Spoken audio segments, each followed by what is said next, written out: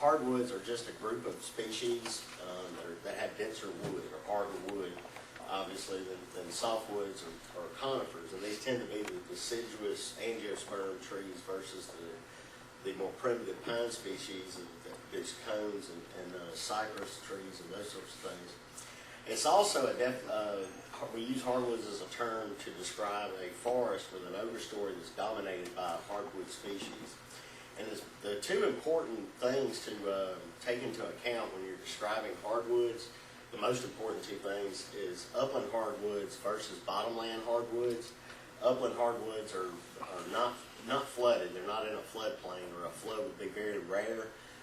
Bottomland hardwoods are periodically flooded, and it makes a huge difference because of that flooding depositing silt and other particles and making bottomland hardwoods more suited to grow quality hardwoods, valuable hardwoods.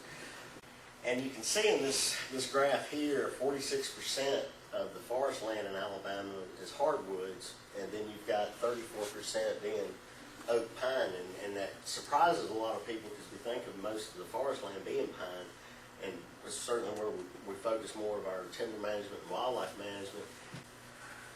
So we're going to start off talking about timber management, managing hardwoods for timber, and then I'll talk some about managing hardwoods for wildlife.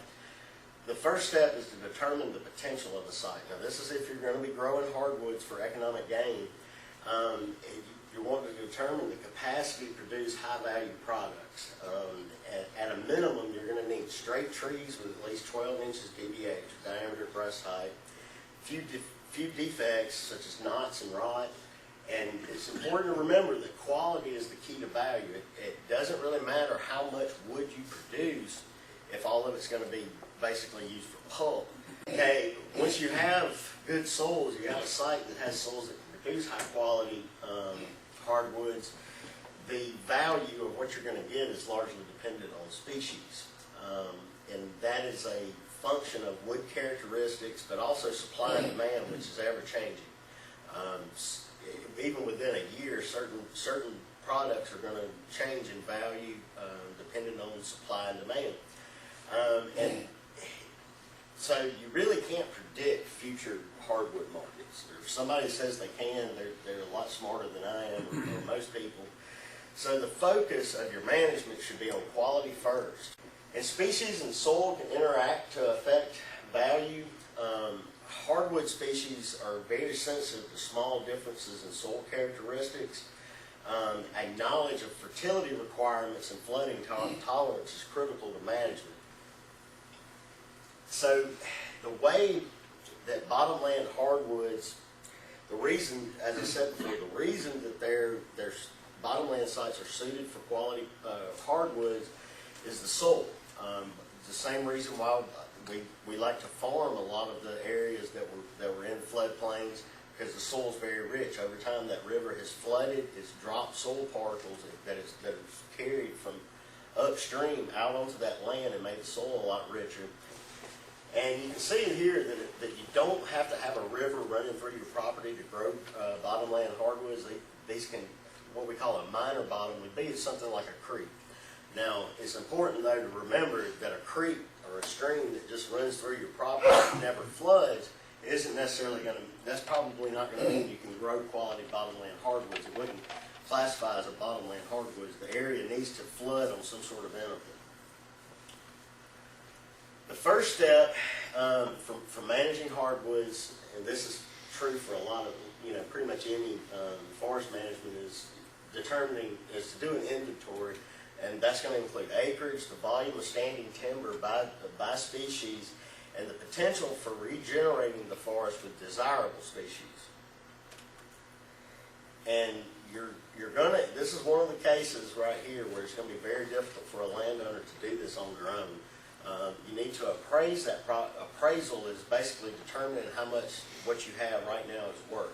And that's going to require a trained forester with hardwood experience. And then finally, of course, we develop a management plan. Now, oftentimes, doing nothing is the best plan. You may have on your site where you have some quality, the potential to grow quality hardwoods, you may already have what you need. You don't need to do anything but just wait for those trees to mature and then harvest and sell them. The other option is going to be clear cut. In a lot of cases, we just want to start over. The other management technique that's often used is what we call a shelter wood cut. This could be, shelter wood cuts are not limited to hardwoods, not limited to bottomland hardwoods. It's one of the best methods for regenerating oak on upland soils where quality hardwoods can be grown. The objective of the shelter wood cut is to encourage desirable seedling development prior to final harvest. And it's essentially a delayed clear cut, if you will, or a two-step clear cut.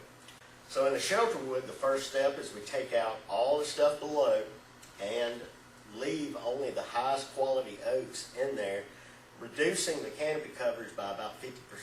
So what we're doing through a shelter wood is creating favorable light conditions. We're going to hopefully to some extent suppress some of the shade intolerant species like sweet gum or those sorts of things that are going to compete with the oaks. And also when we take out those beech and maples, the oak should be able to get a foothold under there. The last one is selection cuts, and essentially what we're doing is entering the stand repeatedly about every 10 years and harvesting certain trees or groups of trees. And that's in some cases ends up being better than the other two options. Okay, planting hardwoods for timber, the most important thing, everything else is really, I mean, beyond secondary, it's on down the line, is matching the species to the site. If you plant the right species in the right soil where it will grow the best, then you're going to get high value return. Now for mid-rotation management, and this is essentially when we're not harvesting any, we've got growing what we want to grow, what do we do with that stand? And I put protection from fire and a question mark because I don't want to say that you can't burn bottomland hardwoods. You can, but you don't want, you want to determine when it burns. You want it to burn cold, you want it to burn cool, and you want it to not be a very big fire, so you want to burn in winter. Think of more along the lines of like a fuel reduction fire. Now, of course, another part of mid-rotation management would be thinning, taking out the least desirable trees, the ones that have defects that are growing and making more room and providing more resources for your more valuable trees to get bigger. I want to move on to management for wildlife. Second only probably, and I don't want to make people mad, but you know, we got to give the facts. Probably second only to food plots. Hardwoods have just been one of the more overrated habitat types for wildlife management. And we're going to be focusing primarily on deer and turkey because I think that's what most of the folks are going to be interested in. And the reason being is that people see the deer and turkey in the hardwood stands. But when is it that you see the deer and turkey in the hardwood stands? Aprons, and that's during the hunting season. While you're sitting in a deer stand, you're in the hardwoods. That's when you're seeing them are in the hardwoods. You'll see a lot of deer and turkey because they're eating acorns. But just because the deer and turkey are using the hardwoods doesn't make them. You see them there every time you go hunting. Doesn't make them the panacea for wildlife management. The other important point is aesthetic value doesn't equal benefit either. When we see hardwoods, for whatever reason, and it's true with me too, they look pretty. They look really good. And somehow or another in our minds, we make a connection that something that looks this good, that's so pleasing to us, has to be great for wildlife. You know, this just looks like a wild place. It looks like something that you would see tons of deer in your head because it's this pretty place that we want to be in, and we think the animals maybe respond the same way. Deer and turkeys are associated with hardwoods. They as mentioned earlier, they do certainly use hardwoods, but hardwoods are not necessary for deer or turkey populations. Some of the biggest deer you can kill are up in the Saskatchewan down in the Great Plains areas. There's not a whole lot of hardwoods out there. It's all prairie and crops. Deer and turkey do absolutely wonderful in those areas. They're not necessary for deer and turkey populations. And in fact, large expanses of closed canopy hardwoods are not good habitat for either species. And Ted, Claude, and others have been talking about this lush understory we developed for turkey broods, for for deer browse, there's none of that in these closed canopy hardwoods, or most closed canopy hardwoods. There's not very much of it. But they can be beneficial, and management can certainly increase the benefit of the hardwoods to these species. Now, the three typical objectives I come up with thinking about how to manage hardwoods for deer, and this is probably true when you're managing most areas, or the first two, managing for deer habitat, is increasing browse, forage, and soft mass production, which are all, increasing deer food. And to a lesser extent, providing cover. Maintaining and enhancing hard mass production, primarily acorns, is important within those hardwoods. So increasing forage and soft mass production, as I said, herbaceous forage and soft mass, important components of the diet during the growing season. In large expanses of hardwoods, where you have, I'm thinking 100 acres or more, you may want to consider making permanent openings within those stands and managing them with fire, disking to a less extent, unless you're going to have all the stumps removed, and or plantings. If you have to have food plots, it would be beneficial to create them within the stand, opening the stand up to provide some turkey brood habitat and deer forage. And any timber harvest will be beneficial. If you manage that hardwood stand for economic return, that's a good thing for the deer too. It's not a competing deal. The more trees that are cut, really the better the deer and turkey are. And prescribed fire is very effective, as we've been talking about all along, at increasing the quantity and quality of forage, but practical considerations apply. Now, providing cover, we're primarily talking about fawning cover, but also loafing cover. And this is just sort of meeting the habitat selection needs of the deer, attracting them to the area. And this would be an example of fawning cover. And there's some evidence in a few limited cases that a lack of fawning cover could lead to unacceptable depredation rates by coyotes on fawns. So there's really no way of getting rid of coyotes, and managing the habitat would be the way to go. And now, maintaining and enhancing hard mass production. Acorns can be an important part of the winter diet. You want to maintain, if this is something you're concerned about, at least 20% of the area in mature mass-producing oaks. So if you do, my perspective would be to manage it for the economics first. But if it's important of keeping a certain number of oaks producing acorns in that area for the deer, you want to keep about 20% there producing those acorns.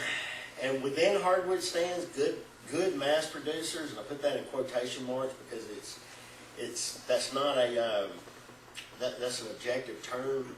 Good, it's relative as well, relative to the other trees that are there, how much those trees are producing versus others. Now I'm switching gears a little bit. If you see up here, I've changed it from managing hardwoods for deer to managing the deer for the hardwoods. Deer across, pretty much their entire range are overabundant relative to habitat in many areas, in most areas. Oak sprouts and seedlings, although they're not the most preferred browse species, they're not too far down on the list. And within hardwood stands, they're a lot higher on the list because there's not a lot of other herbaceous vegetation growing not a lot of other vegetation growing in a closed canopy hardwood because there's no light getting to the soil. Deer can actually prevent regeneration of oak stands. Okay, managing hardwoods for turkey. Pretty much, there's very little difference in what you would do to a hardwood stand to manage for turkey or deer versus deer. Many of the same management practice would apply. And acorns, again, for turkey as well as deer, can be an important part of the winter diet. All right, any questions?